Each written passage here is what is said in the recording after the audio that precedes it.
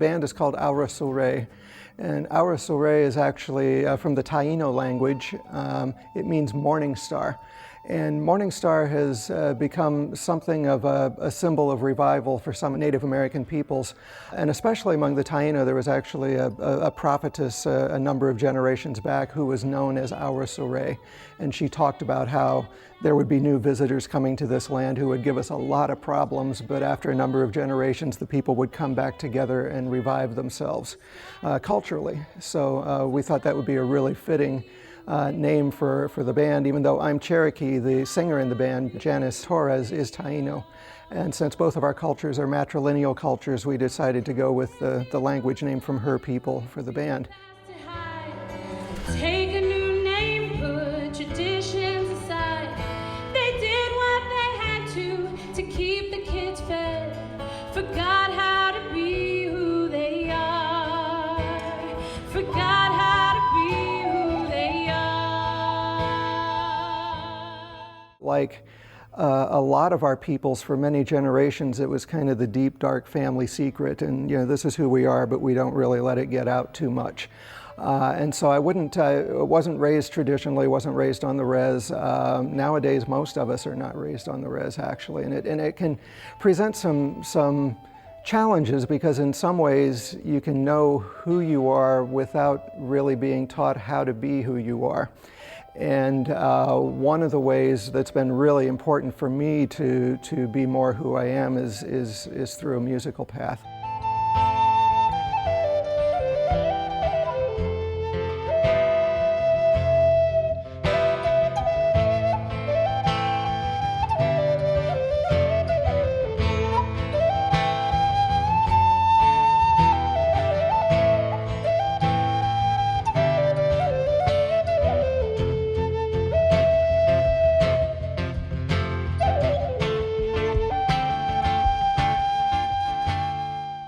I've had experience and training in a lot of different aspects of music. And in this country still, if you're trained academically as a musician, it means you're going to be trained as a European classical musician for the most part. So I was trained academically pretty much as a Western musician, and did all of my graduate work in composition, because I figured, you know, if I'm going to do that kind of music, I'm at least going to explore newer musics. And by the time I got into grad school, I was having opportunities to study more deeply our traditional musics and start to look for ways to put aspects of that into the creative work that I was doing. Wondered what it'd take to make you mine, but I turned my head and I walked away. It's always the same, couldn't think of a thing to say.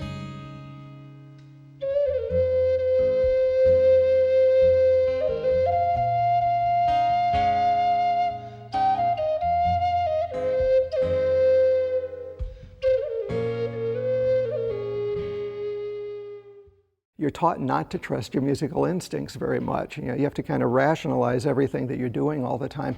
And one of the things that I really love about our traditional musics is that that's not the way they work.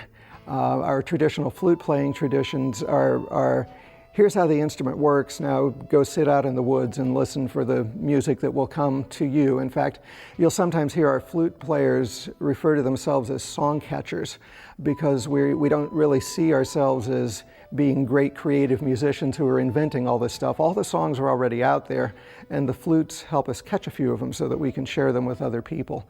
And that sense of following and trusting your intuition and being free to improvise and join in the moment really spoke deeply to me and really drew me much more back towards traditional aspects of music making.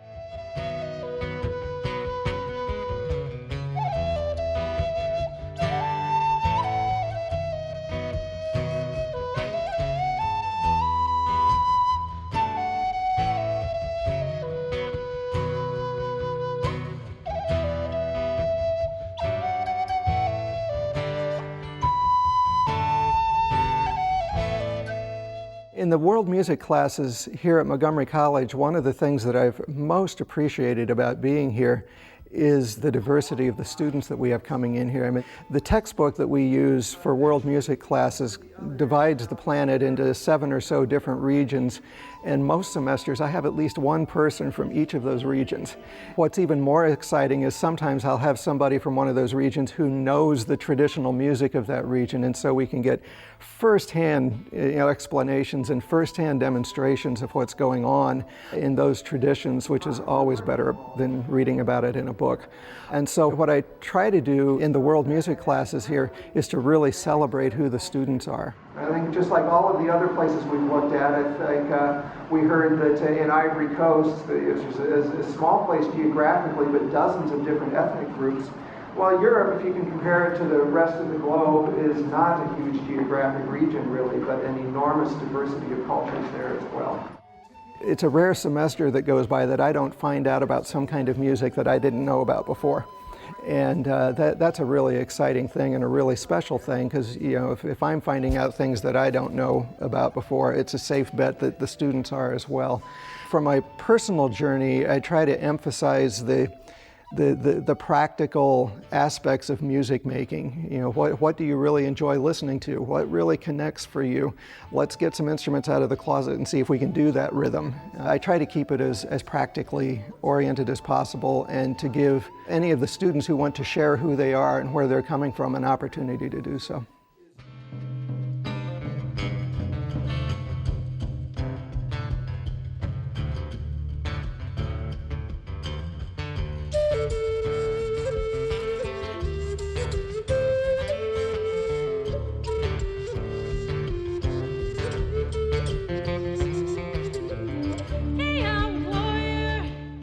Our flute playing traditions I think of as essentially a singing kind of tradition.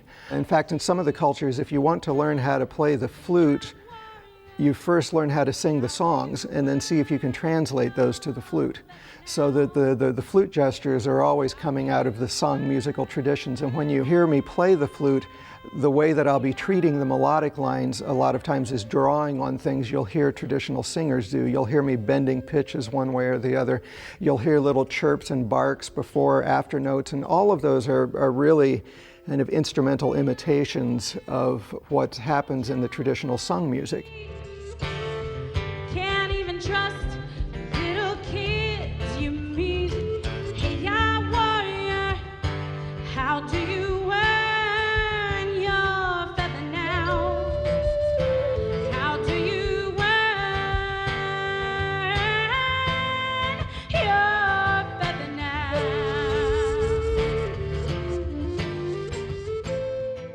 One of the most exciting things about the time we live in now are the ways that all of our indigenous peoples from all over the planet are running into each other and inventing new musics all the time.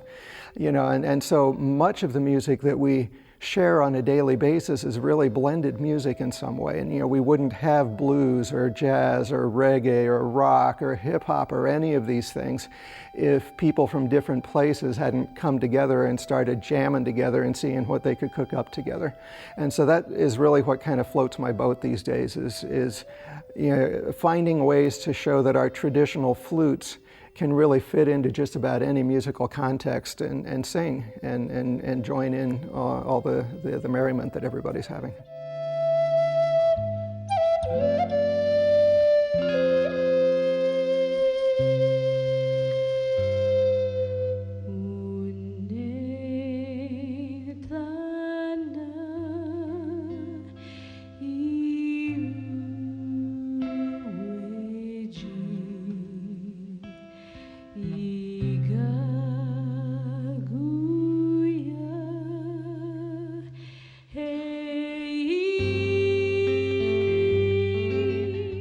I'm just delighted at the things that are going on at Montgomery College. What I see happening here is a real respect for the diversity of the students that are coming in, for the diversity of the different musical experiences that students are bringing in with them. And it seems like you can come here with just about any kind of musical interest, and you'll find some kind of activity that you can join in.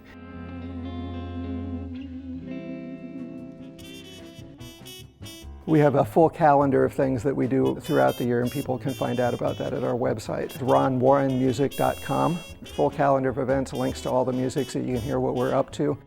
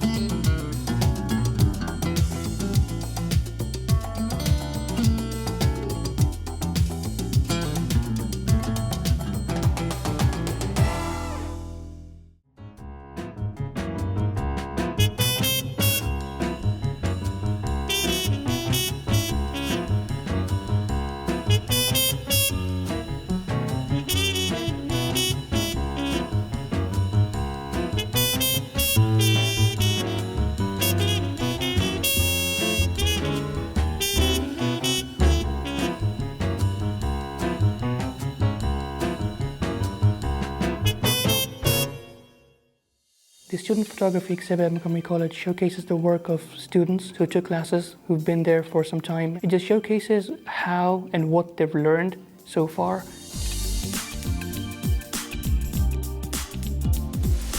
It's an event where there's a show of student work that's juried by the photo department.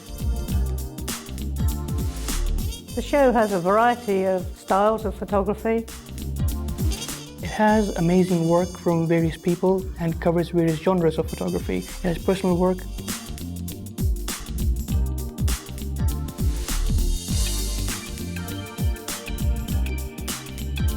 portraits,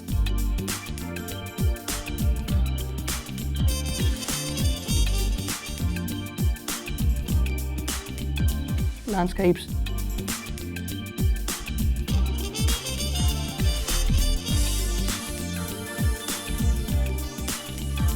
black and white.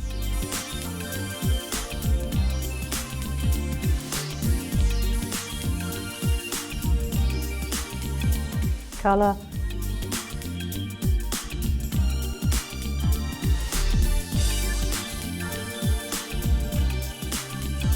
Abstracts.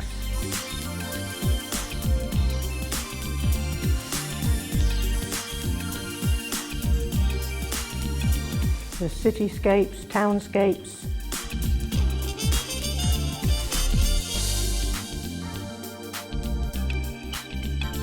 A little bit of almost everything.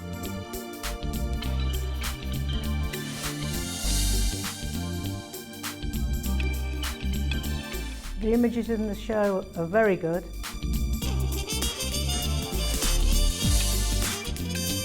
It's a good show. It's a good show. Before coming to Montgomery, I was a working photojournalist for probably close to 7 or 8 years. And there was a few things in my toolkit that I was lacking. One of them was location lit portraiture. And I came here and started taking classes. I'm a veteran. I served all over the world from '95 to 2005. And it was like, well, I'm one of these guys. I can get in and I can identify with them. So it was kind of this whole melding of different motivations and backgrounds that brought me to photographing veterans. The photos I have in the exhibition, I have 3. One is Gratitude Pier, which is a digital print. Another is Alien Abduction, which is another digital print. And the third one is Memories of Bath, which is a Photoshop compilation, a digital compilation. I took the class and I heard about Ansel Adams and I Googled his work and I really fell in love with the emotions which his photographs had. And so I said, if he can do it in that like 200 years ago, I can do it now. So I took the camera and I went to all the waterfalls that I could find in the area, and whatever emotion I felt, anger, passion, love, paradise, I tried to depict that in my photographs. I have 2 photographs in the show. One of them is a compilation of photographs from Forest Glen. They're architectural images of some of the buildings in not terrific shape. The other photograph here is a picture that I took of a neighborhood girl. Her name is Catherine, and she's a lovely high school girl. There was a bunch of girls that were going to a dance, and I took a bunch of pictures. One of the first photographs I did was of Ralph Berry. He's a retired Marine Corps officer and fought through virtually every major landing in the Pacific, from Guadalcanal up to Iwo Jima. He was on the USS Missouri when the Japanese surrendered. He was there at the surrender ceremonies. But there's still something about him behind his eyes that struck me as those things are still with him, the sights he had seen are still with him. Bastogne is a picture of a World War II vet, but he was in the European theater. He's very happy, very go-lucky kind of guy who I guess is probably relishing the fact that he's gone through all that he's gone through and has come out of it okay, despite the scars. This was early one Sunday morning. It was very misty, almost like rain morning. I was actually staying over on the eastern shore. Went down to this pier. It was just such a beautiful morning. It was quiet, it was Sunday, there was nobody around, it was early. The light was so interesting. It was almost sort of a creamy green. So I tried to put a lit action on it to give it the sort of monotone colours without it being true black and white. That's what I did with it. My best work would probably, in the landscape area, would be Great Falls, because I went there every day for 60 or 70 days, early in the morning at 4 a.m. and I tried to find an area which most people have not been to. And one day I found this perfect spot and the photographs came out beautifully. The water looked exactly the way I wanted it. I think that has every emotion in it which I could possibly want to put in there. It was a long process of using the studio lights and really readjusting the light. She was sitting in a way that I was able to get the lights set up, and I kind of look at this photograph and I think of the girl with the pearl earring, Vermeer's painting, and I think that that's what it reminds me of. I felt very lucky to be able to get that shot. Vince is a portrait of a guy named Vince Covert, who was a sailor in the mid-70s, just after Vietnam. And he served in the Mediterranean on a gunboat. He just has this air about him that, I don't know, it's just this different air in how he carries himself that I liked. I titled it Cuba because what I do recall from our conversation when I photographed him was one of the jobs he had in the Air Force was his crew would fly 20 feet off the Caribbean as they tracked U-2 flights over Cuba during the Cuban Missile Crisis. I wanted to concentrate on the eyes. That was important to me because the eyes are the window into the soul.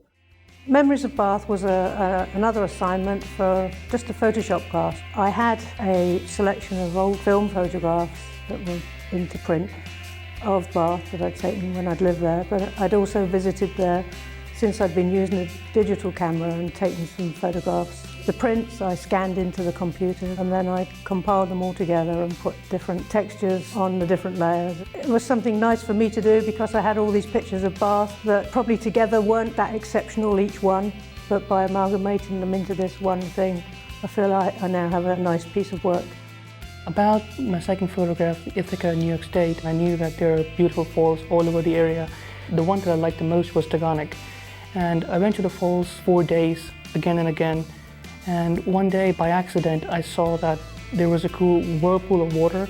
And the next day I took my view camera and I went there, same spot. Thankfully, the weather was nice that day, so everything worked out for me. The photographs of Forest Glen, it was a matter of trying to get over there when the light was hitting in a really interesting way. And to be able to use the shadows and the light to my advantage. And that area is being redone, restored. And so it's close to where I live, and it's just a fascinating place. And I really enjoyed taking pictures there. Stephen Nash was a guy I photographed down in Savannah, Georgia. He is retired Army. He did a couple of tours in Vietnam, and he worked mostly on Huey transport helicopters and Cobra attack helicopters. He had this toothpick in his mouth the entire time I was photographing him, and I framed it the way I did because the hat was also very prominent. You could tell he was very proud of the hat and the things that were on it and the things that they, represented. I didn't want him to remove the hat because the hat was, I think, the most important element of the picture, and the toothpick. Miss Kuhn is a former female Marine from World War II. She was stationed at the Pentagon and worked in the Casualty Notification Office and worked to get the telegrams that were sent out to the families of dead soldiers and Marines. The hand, it was kind of weird. It was a weird moment, and I just happened to catch it, and she was adjusting her hair. It was just a unique moment where it was an unguarded moment. A lot of people think this is a Photoshop compilation, but it's not. It's a true photograph. During the process of the long exposure, I took my zoom on my lens, zoomed in and out, and that gives the double image. It was such fun. My daughter and her friends were my models. I ended up using a neck curtain, and the thing on her head is like a poly bag that you send through the post, so it's silver. And the eyes are masks that you wear when you're doing DIY. But it was real good fun, and I was very pleased with it. My third photograph is Damascus, Maryland, and I lived there. I was walking with friends in the Damascus Regional Park, and all of a sudden we came across this place where there was light everywhere, and one stone was shining so brightly that it was glaring on my face. So I looked at it and I'm like, that might make a good photograph. I waited for about 4 days. So I went there, same stone, and I got into the stream that was there and I placed the camera. It was about a 1 minute exposure. That's how the photograph turned out, and the professor loved it more than I did. So that was good. Hutch is a friend of mine now. I've known him for 6 years. Hutch was an Army journalist like myself. I met him via email in 2003 when he was in Iraq during the invasion. I asked him, how many tours did you do? And he said 3, and that's when he flashed his arm up. And he has this look in his face like he feels he's done a lot. And now that he's out, he's like, I'm done, and no one can ask any more of me. If I don't want to do it, I don't have to do it. The photography program at Montgomery College is pretty good. I mean, I feel that it's as good as any program needs to be. I think the instructors here are absolutely fabulous. I think that the facilities here are top-notch, and the classes that they offer are incredible. The professors are true professionals. They've all worked within the photography field as professionals. They're not just teachers, but they are good teachers as well. The professors are more like friends and part of your family than they are as just teachers who are there to kind of teach you and make money. So they put in a lot of effort, and whatever you see in my work, it's more them than it is me. Every single teacher that I've had, I've learned so much from. It's just been phenomenal. I'm so impressed with how much they have in their brains and how much they have to give and how much energy they have for the students. And it's just remarkable to me. It's wonderful. The professors here, maybe it's my background and what I'm bringing to the table, that they are a little more open with me about how to do certain things and teaching me new things and things that I had never even thought of 7 years in the field or 8 years in the field. It's like I'm coming here and I'm learning more in the last year and a half than I have probably, in the previous 7 or 8. They're always there to help you, advise you, push you along in your creativity, tell you when it's rubbish. They were very good, all of them. As far as the equipment is concerned, it's amazing. I love to use it, and most of the times I end up using their equipment instead of mine because it's so much better. At the college, they have wonderful facilities for photography students. They have 2 studios that are fully equipped with studio lights. They have a wet darkroom, they have a digital darkroom, they have a lot of Mac computers for us to work on.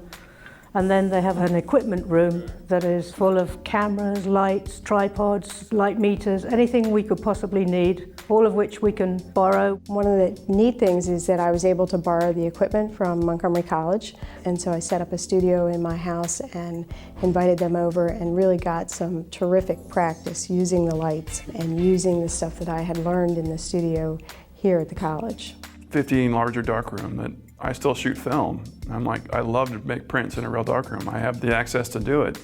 I'm going back and I'm scanning all my rock negatives and slides.